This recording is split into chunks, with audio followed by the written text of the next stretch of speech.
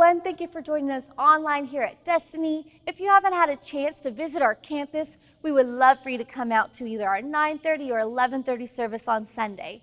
But if you can't, you can always watch us online here at destinyokc.com.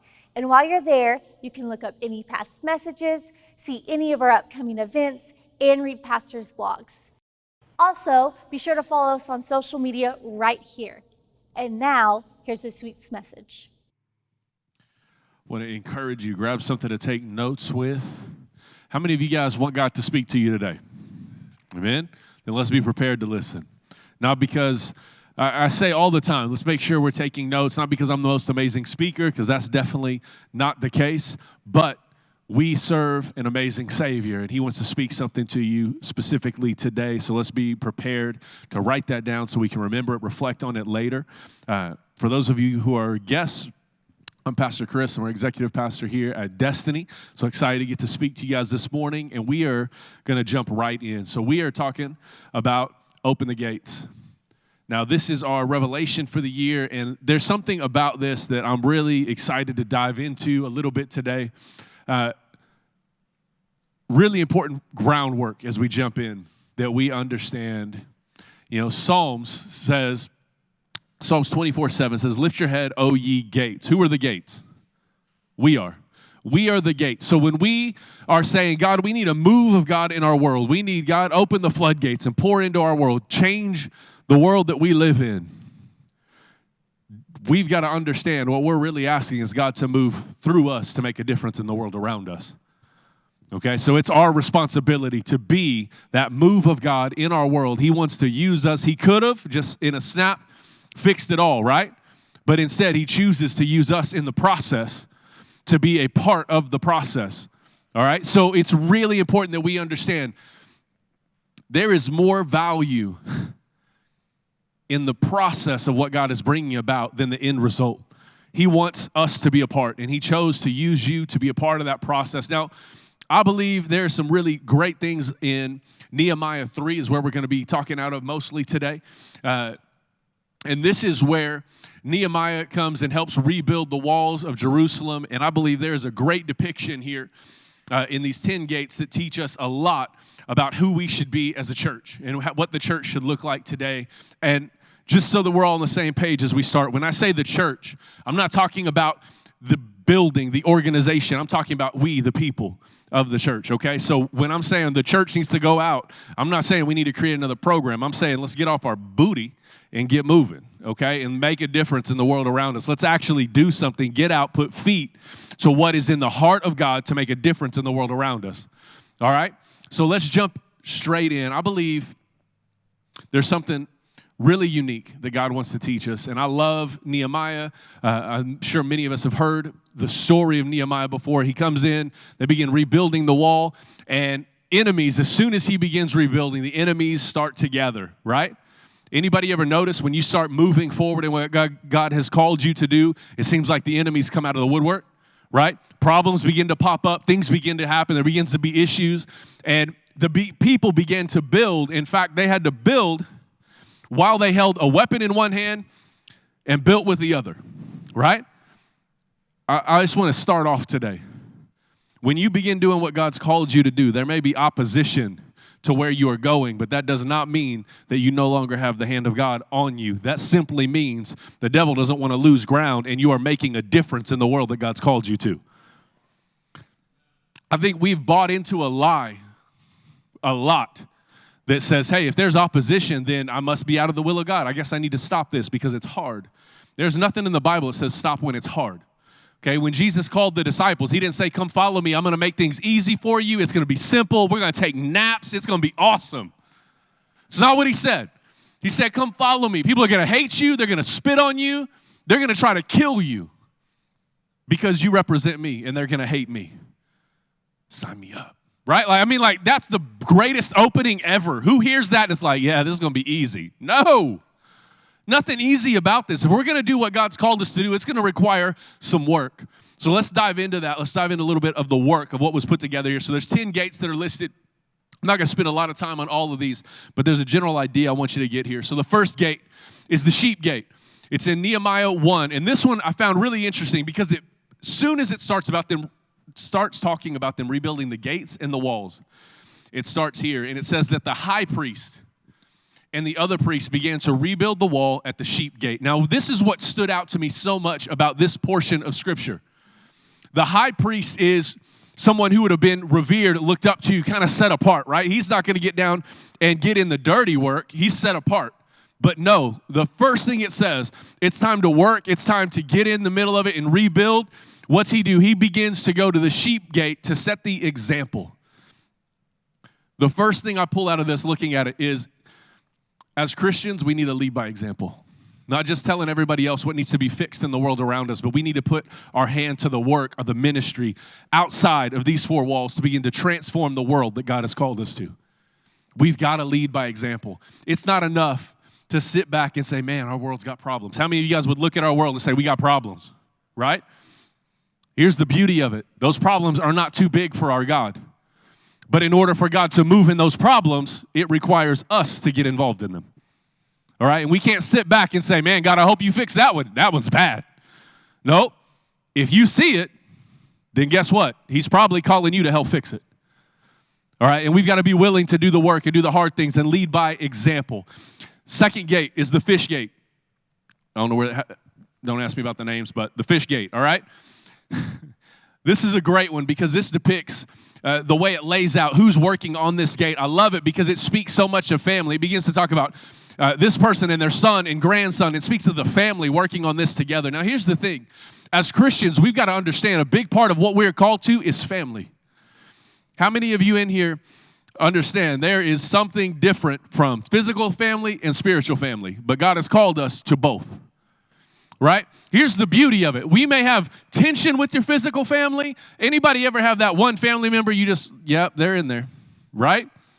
Not naming names. Anyway, some of y'all got that. It's okay.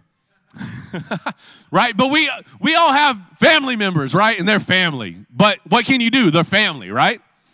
Right? We've got that, or you got that grandpa. It's like, okay, kids, we're going to visit grandpa. Don't repeat anything he says. Right? But what are you going to do? He's family. We've got to still visit just his family, right? Here's the beauty of it. There may be people in the church that you're like, oh, that person again. Hey, they're family. It's family. Well, we don't agree on this and that. Well, it's family. You don't have to agree on everything to still be family, okay? But the truth of it is God has called us to be family, to do this together and work on it together. If you're taking notes, your blank here is ministry is about family. We're not perfect, but we're in this together. See, here's the thing about family. Whether you like them or not, they're family. You can't disown them. You can't discard them. They're there. Here's the beauty of it. God's called you to be family. Now, I know I'm kind of harping on the negative aspect of that, but here's the beauty of it. Anybody ever been at a point in your life where you're like, I just really need somebody to be there for me? Welcome to family. Anybody ever move or have family out of town and something's gone wrong and you're like, man, I need help? Welcome to family. Man, I'm going through a hard divorce. I lost my job. Our pipes broke, whatever it is. And I don't have family that lives here. I want you to look around. Welcome to family. See, that's the beauty of family is God has called us to be family together, to help each other. A lot of times people will ask about, hey, I'm moving. I need somebody to help move. The first question we ask is, hey, what community group are you a part of? That's not to pass the buck along. That's because what we're saying is, who's your core family? Who are the core people that you are spending your life with, investing in each other? Because guess what? We're family. That's who should be there, right? That's what we do as family. We grow together and we build together. So I love that. That's exactly what's being depicted here is they're building together. The third gate also speaks of this, but even on a deeper level. And this gate speaks of unity, right? The old gate. And Nehemiah 3:12, it says, next to him was the official of half the district of Jerusalem who made repairs, he and his daughters. This is impressive. Like, you got to think, we're talking about they're rebuilding the gates and the walls, and now we've got sons, grandsons, grandparents, city officials, their kids, their daughters are out here. Literally everyone is hands in to get this accomplished. The beauty of this is the unity that's in it. The city officials are right there working hand in hand with the rich and the poor, the people who are known and the people who are not. But we're called to do this together. See, anybody ever look at the world around you or a need that you see, or maybe even yourself just as a Christian, like, what difference can I make? Anybody ever ask yourself that question? See, here's the beauty of it. You don't have to have a title to make a difference. You simply have to be willing to be obedient. And that's what I love about this. It's like, hey, there were this people who was this dude's grandson and this dude's cousin and Uncle Bob's out here. And then we've got the dude who's over half of Israel. They're working side by side. Your title doesn't matter. Your willingness to be obedient is what positions you to make a difference in the world around you.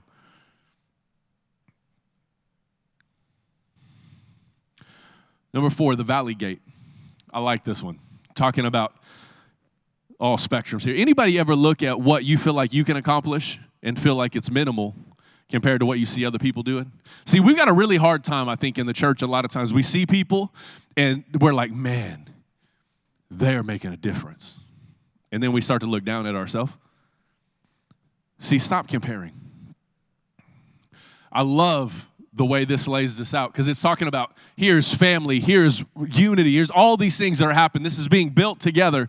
And then it throws in the 4th gate, the Valley Gate. This is awesome. The Valley Gate they repaired was they repaired the gate and 1,500 feet of wall. And then it moves on. Like, you guys are working on gate and 1,500 feet of wall. Like, they did a ton, right? Stop discounting yourself. All the gates were important. All the pieces are important. I think a lot of times we look, it's like, well, but I'm not on the platform. I can't lead worship. I can't play guitar. I can't play drums. I can't either. Trust me, you don't want me to touch them drums, right? We all have a different gift. When I begin to operate in my gift, it's a blessing to the body. When I don't, it's a problem to the body, right? See, we've got to understand there's a gift that you carry. Each and every one of you in here are uniquely qualified to reach somebody and reach your world in a way nobody else is. Whether that's from your background, that's from your talent, your skills. Often we try to put everybody in ministry. And, well, if I can do these 5 things, then I can do ministry. No. There is the 5-fold ministry, but that's not all ministry. Ministry can be your art. It can be writing. It can be all kinds of different expressions that begin to make a difference in the world around you. Guess what? You might be a plumber that can really make a difference in the world around you.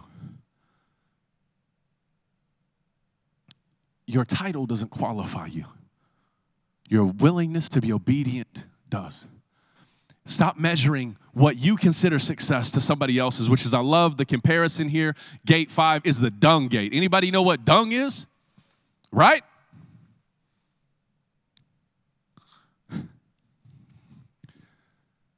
Not every job, not every task may feel like the most spectacular, but it doesn't mean it doesn't need to be done. Anybody ever feel like, man, I just get the short end of the stick all the time?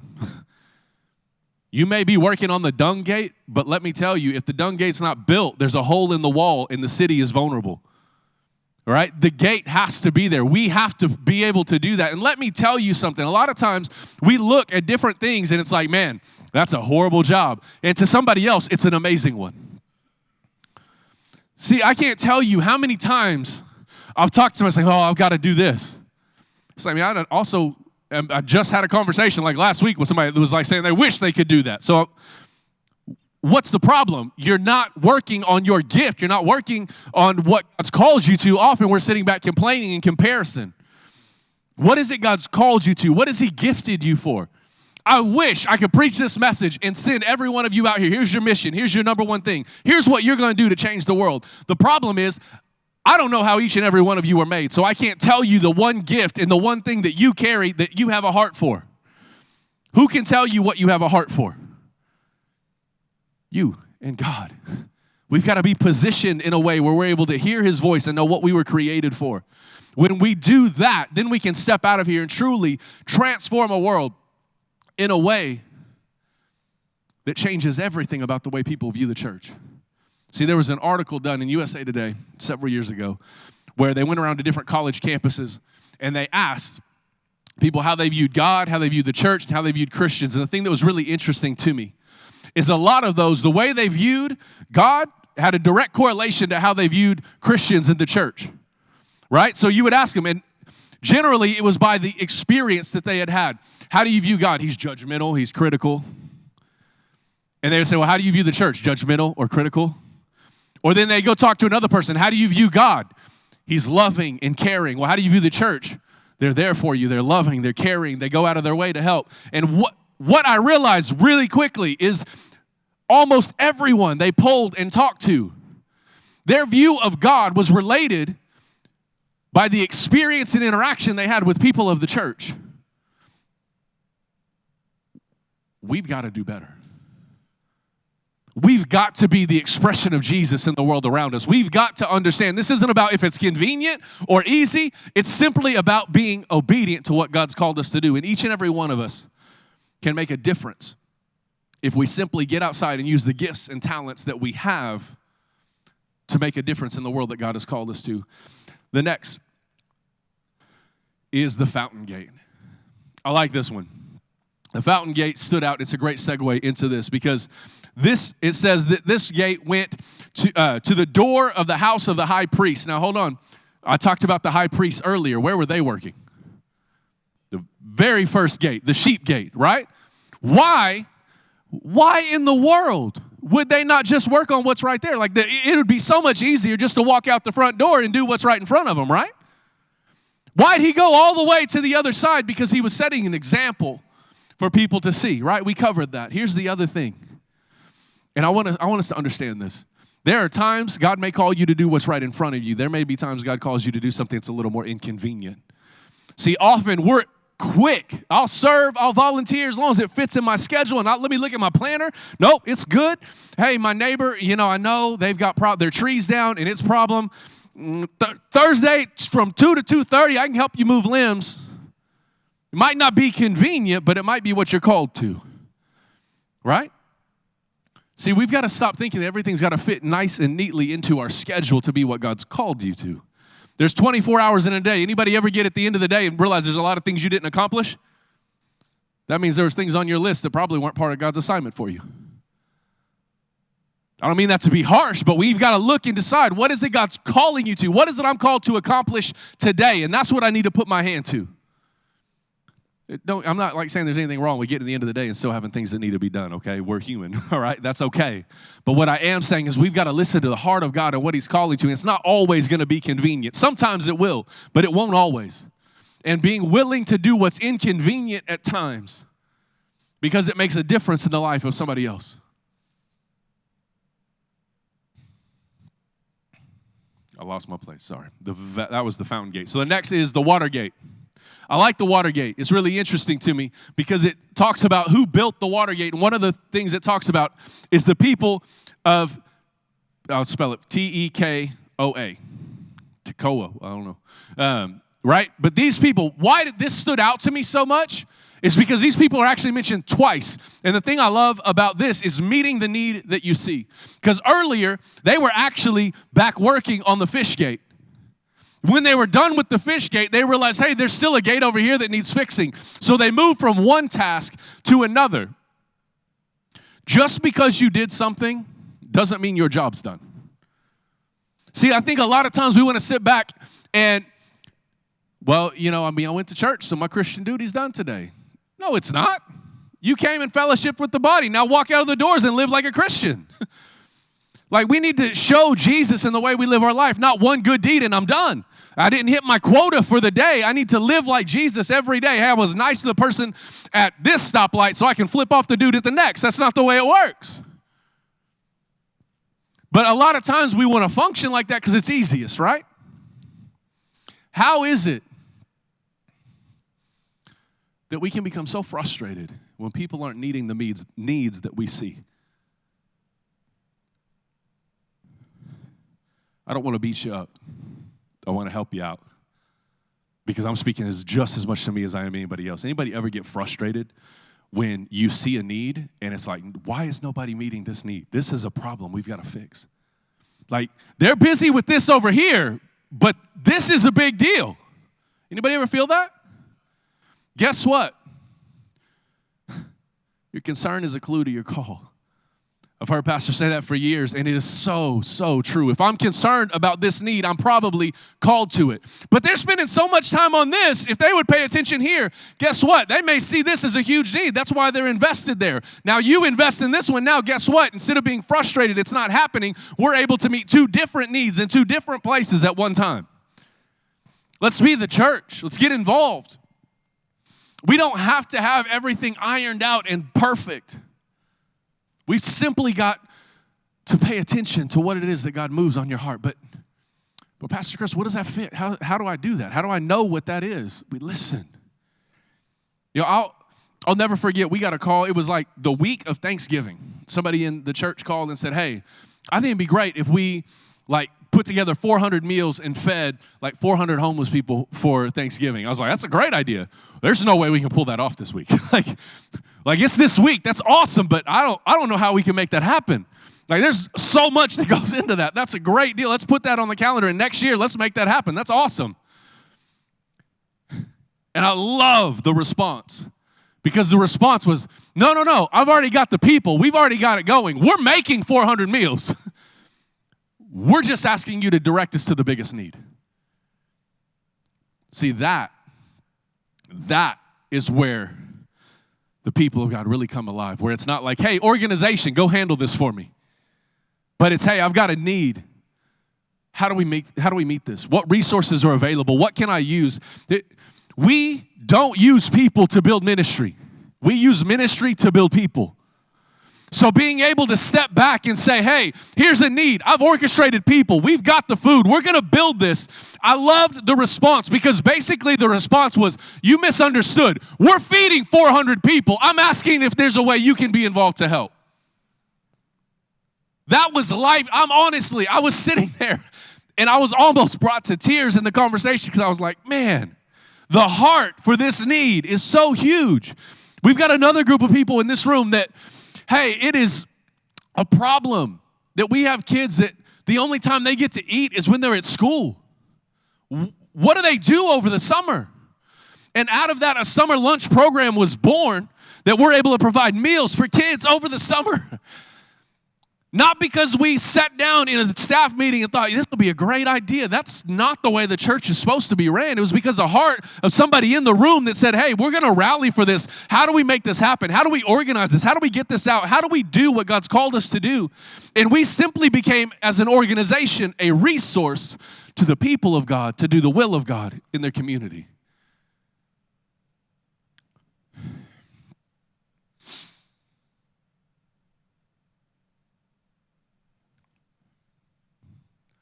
I don't want to jump ahead. I'm going to stay on task.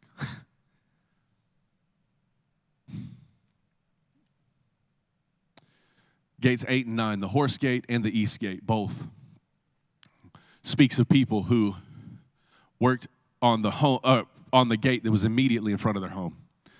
Now, again, I want to be really clear what I'm saying. Earlier, I talked about being willing to do the hard work when it's inconvenient. But I also want to be clear, it doesn't have to be inconvenient to still be God's work. Are you with me?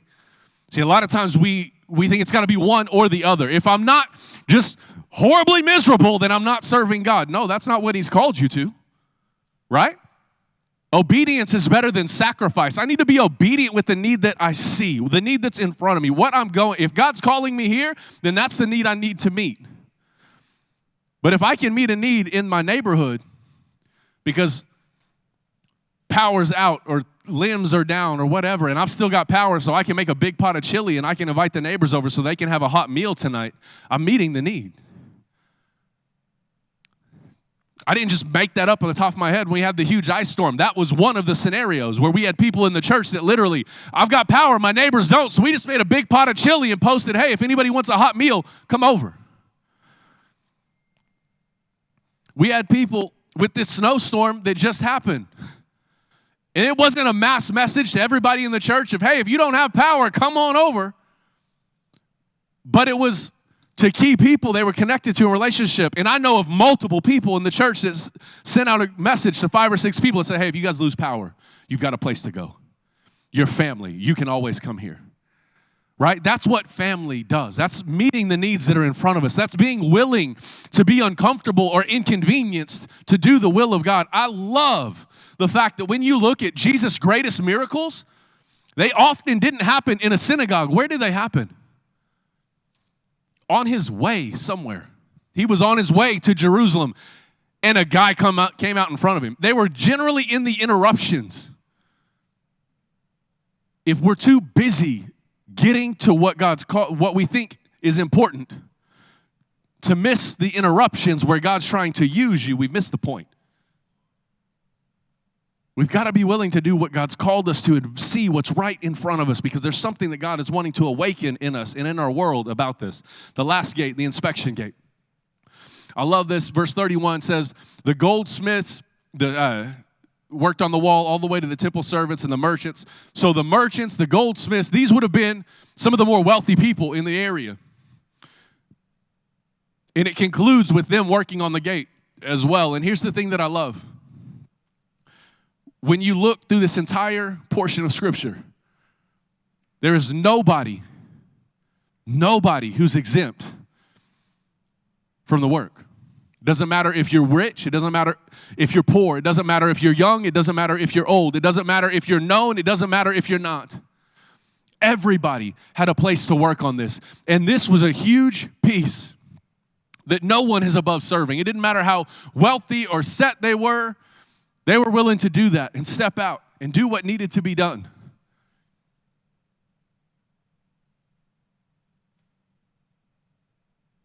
You know, we've got a welcome to the family luncheon that's after this for people who have joined the church this year, and we're celebrating them. And first service, I was going to mention one of the ministries and things that we had going on, and I looked for the person, and they weren't in here. You know why? They were in that room, setting up tables, getting things set, preparing for what's going to happen later. It's being willing to say, you know, it doesn't matter. I'm going to serve and be a part of what God's called me to do. And being willing to do any job, whatever it takes, because this is the ministry that God's called us to. Nobody's too good to serve somebody else. I love the fact that when Jesus came, he came to serve, not to be served. And if that's the example that we live after, that's the way that we should live our lives as well. There's so many things that when I look at 2020, talk about a rough year. How many of you guys think, yeah, 2020 could have been better? Right? I mean, we've got some of the highest unemployment since the Great Depression. We've got people losing their homes, people dying from COVID, all the other things that are, I mean, there's a mountain of things that I could mention. I'm not going to go rehash all of them. We lived it once. We don't need to go back through it again. But you know what I can celebrate and love? And to me is amazing is the faithfulness of God in the midst of hard situations. See, I can look at what, as an organization, we were able to do in benevolence in 2020. And we were actually able to give more in benevolence in 2020 to the tune of just over $50,000 that we were able to give to help people in 2020. That's amazing. That's worth celebrating. Jesus' faithfulness that we were able to do that. Let's celebrate that.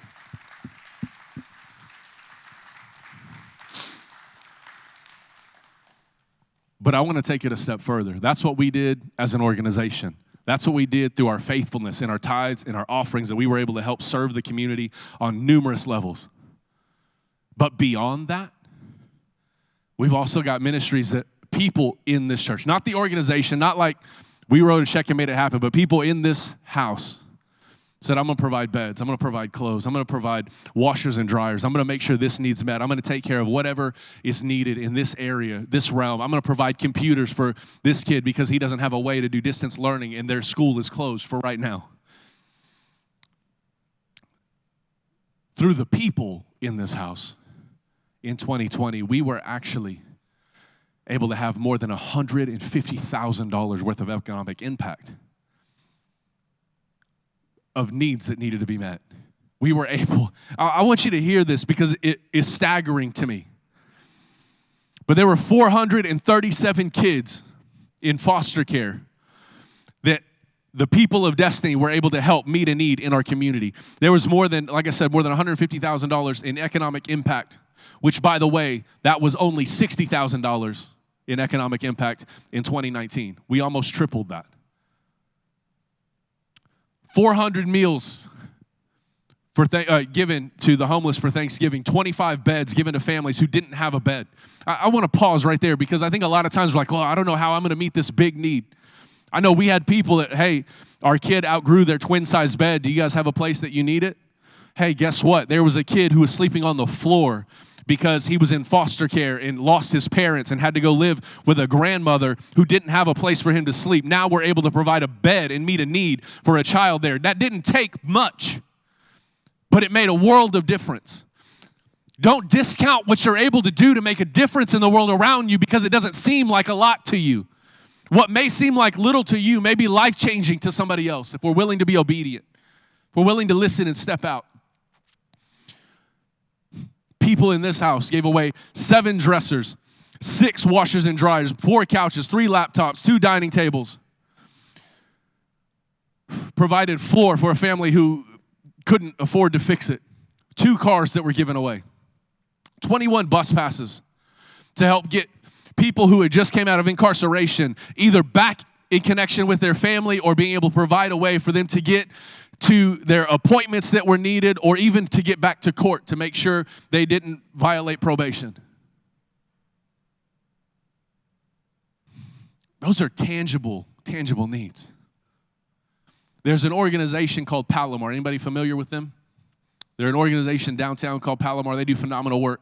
They do so much. I was given a tour by one of our organizations that we're partnered with, and I was blown away to see what they have. They're walking around showing me these 2 floors. They've got meeting rooms for women who are been abused or coming out of all kinds of different situations. They've got places to help with the kids, where it's places they can take animals. They've got detectives. They've got lawyers. They've got all these things to help provide mass amount of services. And I'm walking through thinking about what little we do to help serve them.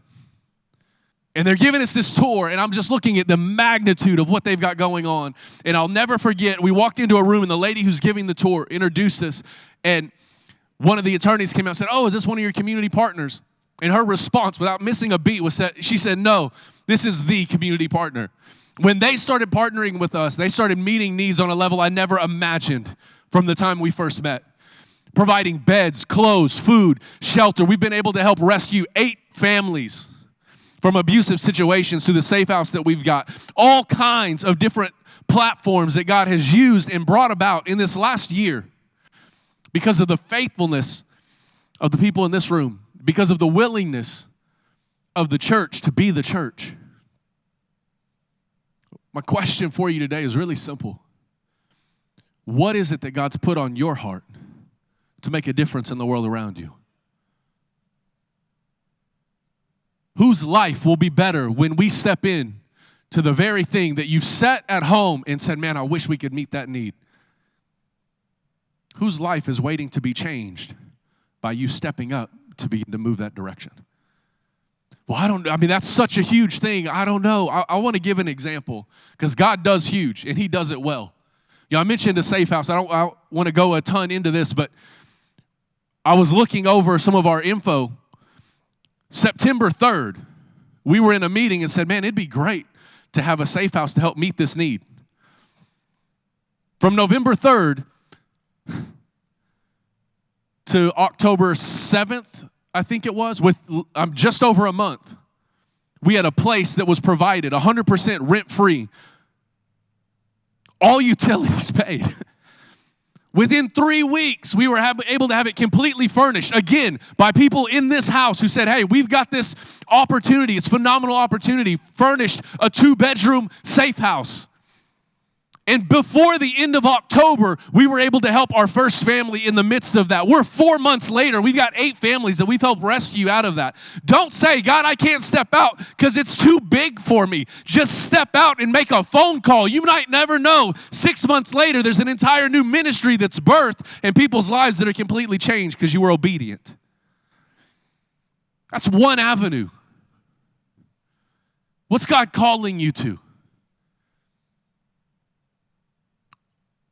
What is it that breaks your heart that's on God's? As the band begins to come back up. My last point. If you want to impress people, tell them your dreams. If you want to impact them, show them your heart. I believe for far too long we've stepped back and said, here's all the things we could do to try to impress people. It's time we stop trying to impress people. It's time we start impacting people. That they see the heart that we have. They see the heart that God has for a hurting world. What's your piece to that puzzle? What is the thing that pricks your heart that today you can begin to take a step in that direction?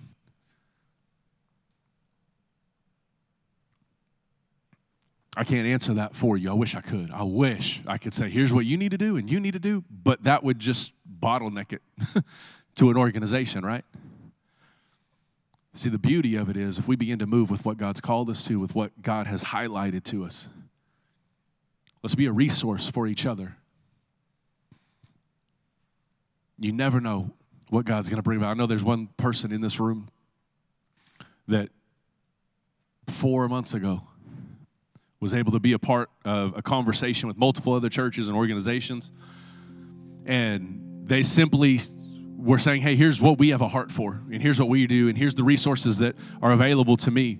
4 months later, that organization is asking them, hey, can you be on our board of be on our board of directors to help with this? Just because they were in a meeting. And they saw the heart that they carried. And they realized, hey, our hearts are aligned. Let's do this together. What's God calling you to? Where's he connecting you? You may have no idea where it's going to end you up. But let's take a step forward. I want to encourage you. Let's not just be encouraged and, yeah, we need to make a difference. No, let's spend some time asking God, where is it I need to make a difference? We're going to worship. I want to ask you, let's stand. Let's press in and let's really open our hearts. We serve a speaking God. And let's begin to worship and let's press in and let's ask, God, what is it you have for me? What are you wanting to unlock today? That this world is going to be a better place because I'm going to carry your heart out of this room to impact our community.